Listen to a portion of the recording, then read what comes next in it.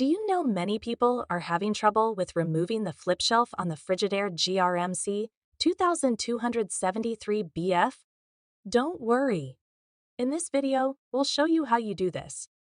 Let's start. Step 1. Remove all food. Remove all food from the flip shelf. Step 2. Lift shelf edge. Lift the right side edge of the shelf upwards. Step 3. Push shelf left. Push the shelf to the left towards the ice maker to detach it. Step 4. Clean flip shelf. Clean the flip shelf thoroughly. Step 5. Reattach flip shelf.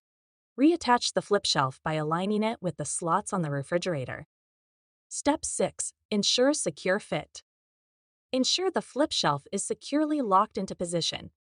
By following these steps, you should now be able to easily remove and clean your flip shelf. Still need help? Visit our website for the complete manual. There you will also find questions and answers from other Frigidaire users. Did you find this video helpful? By subscribing, you help us continue to answer users' questions. So, subscribe to our channel.